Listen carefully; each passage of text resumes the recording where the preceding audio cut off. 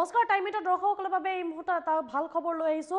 অৰুণোদয় আঁচনি এই পৰ্যন্ত যিসকল মহিলাই লাভ কৰা নাই তেওঁলোকৰ বাবে এই খবৰটো কিয়নো 7 জানুৱাৰীৰ পৰা অৰুণোদয় আঁচনিৰ বাবে আবেদন প্ৰক্ৰিয়া আৰম্ভ হ'ব আৰু এই পৰ্যন্ত যিসকল মহিলাই অৰুণোদয় আঁচনি লাভ কৰা নাই তেওঁলোকে 7 জানুৱাৰীৰ পৰা আবেদন কৰিব পাৰিব অৰুণোদয় আঁচনিৰ বাবে লগতে এইবাৰ নতুনকৈ 10 লাখ মহিলাক অৰুণোদয় আঁচনিত অন্তৰ্ভুক্ত কৰোৱা হ'ব জনাইছো এই সন্দৰ্ভত সবিশেষ টাইমিটৰ দৰ্শকসকলক বিশেষকৈ মহিলাসকলৰ বাবে এই খবৰটো কিয়নো অৰুণোদয় আঁচনিৰ ধন এই পৰ্যন্ত যদি কোনো মহিলাই লাভ কৰা নাই তেওঁলোকৰ বাবে এই খবৰটো লৈ আহিছো এক ভাল খবৰ আছে তেওঁলোকৰ বাবে 7 জানুৱাৰীৰ পৰা অৰুণোদয় আঁচনিৰ বাবে কৰিব পাৰিব মহিলাসকলে আবেদন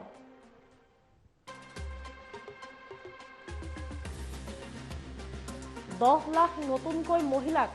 নতুনকৈ অন্তৰ্ভুক্ত কৰোৱা হ'ব অৰুণোদয় আঁচনি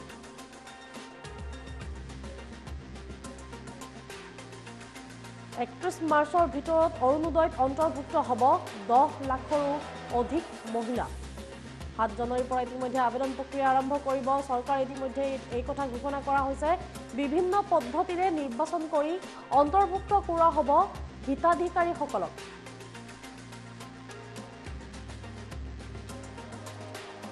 20 ফেব্ৰুৱাৰীৰ ভিতৰত বাছনি কৰা হ'ব নতুন হিতাধিকাৰীসকলক বাছনি কৰি উলোৱা হ'ব 20 ফেব্ৰুৱাৰীৰ ভিতৰত 7 জানুৱাৰীৰ পৰা আবেদন প্ৰক্ৰিয়া আৰম্ভ হ'ব অহা 10 এপ্ৰিলত প্ৰথম কিস্তিৰ ধন লাভ কৰিব হিতাধিকাৰীয়ে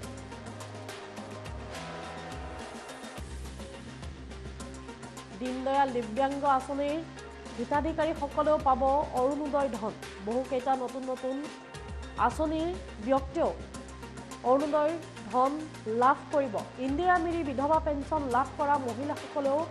অৰুণোদয় আঁচনিৰ সুবিধা লাভ কৰিব পোনপটীয়াকৈ তেওঁলোকৰ একাউণ্টত অৰুণোদয় আঁচনিৰ যি ধন আছে বা ইয়াৰ পূৰ্বে তেওঁলোকে যি ধন লাভ কৰিছিল সেয়া একেলগে সোমাব কেবিনেটত সিদ্ধান্ত গ্ৰহণ কৰিছে মুখ্যমন্ত্ৰী হিমন্ত বিশ্ব শৰ্মাই শিলচৰত যিহেতু কেবিনেট বৈঠক অনুষ্ঠিত কৰা হৈছিল আৰু সেই কেবিনেট বৈঠকতে এই কথা ঘোষণা কৰিছে অৰুণোদয় ধন লাভ নকৰা মহিলাসকলৰ বাবে এই মুহূৰ্তৰ এক ভাল খবৰ বুলি ক'ব লাগিব শিলচৰত অনুষ্ঠিত হোৱা কেবিনেট বৈঠকত মুখ্যমন্ত্ৰী ডক্টৰ হিমন্ত বিশ্ব শৰ্মাই বহুকেইটা গুৰুত্বপূৰ্ণ ঘোষণা কৰে লগতে অৰুণোদয় আঁচনিৰ বাবে নতুনকৈ যি 10 লাখ মহিলাক অন্তৰ্ভুক্ত কৰোৱা হ'ব সেই 10 লাখ মহিলাৰ কথা উল্লেখ কৰিছে 7 জানুৱাৰীৰ পৰা আবেদন প্ৰক্ৰিয়া আৰম্ভ হ'ব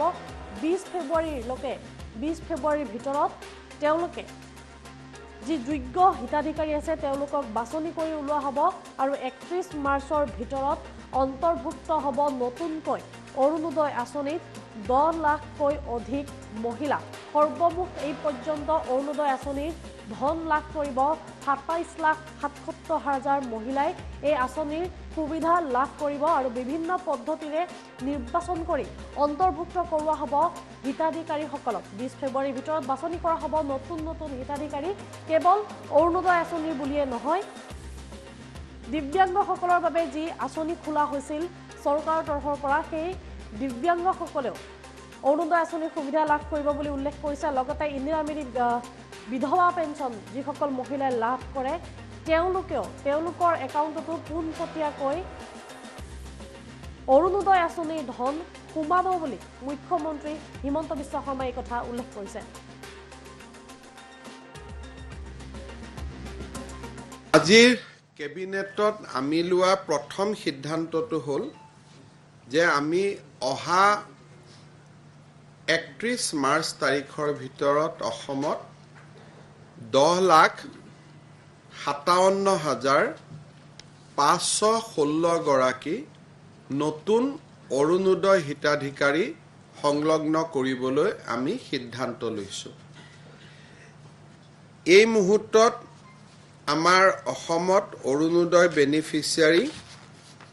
17 লাখ আছে আৰু এই 17 লাখ অৰুণোদয় বেনিফিচিয়াৰীৰ লগত 10,57,516 গৰাকী নতুনকৈ সংযোজিত হ'ব তাৰ ফলত অৰুণোদয় বেনিফিচিয়াৰী সৰ্বমুঠ 27,77,000 পাবগৈ ইয়াৰ আবেদনৰ প্ৰক্ৰিয়া অহা জানুৱাৰী মাহৰ 7 তাৰিখৰ পৰা আৰম্ভ হ'ব 12 তাৰিখে প্ৰথম ডিষ্ট্ৰিক্ট লেভেল মনিটৰিং কমিটিৰ বৈঠক অনুষ্ঠিত হ'ব আৰু বিভিন্ন প্ৰক্ৰিয়াৰ মাজেৰে গৈ হিতাধিকাৰীসমূহ আমি 20 ফেব্ৰুৱাৰীৰ ভিতৰত আমি নিৰ্বাচিত কৰিম